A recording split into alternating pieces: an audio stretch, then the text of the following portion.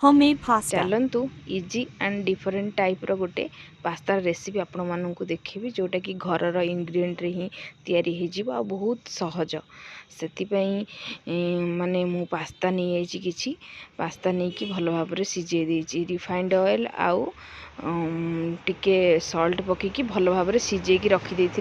सिझेकी माने पानी टाक स्ट्रेन करके किसी समय रखी देखो भल भाव में सुखा सुखा देखा आउ ता उपरे देखो ब्लैक पेपर किछि पकईदेली माने गोलमरिच गुंड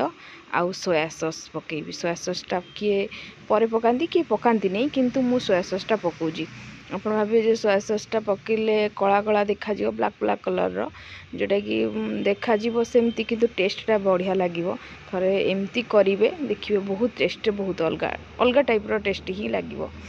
देखो यहाँ किसी समय रखीदेली तापर रिफाइंड ऑयल किछि कढ़ारे गरम कर देछि गरम हो सारा पर पियाज कंचा लंका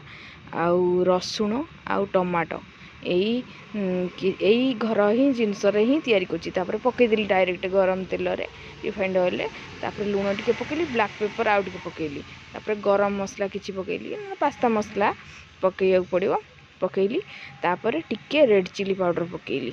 तापर भल भाव में टिके भाजीदेली बेसी भाजबेनी क्रंची क्रंची टाइप रो थिबो एमती अधा अधा सिझा है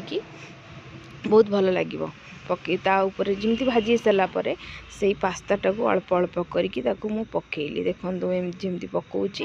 एमती टिके टिके करके अल्प अल्प करके पकईदेली पकईदे भल भाव में एपट सेपट करके गोलौची गोलई सारा पर माने हाई फ्लेम रे आपको जल्दी जल्दी करके गोलई देबे गोलई देकी किछि समय भाजिकी देखिए बहुत टेस्ट बहुत बढ़िया लगे थरे एमती करके खाइबे देखिए पास्तार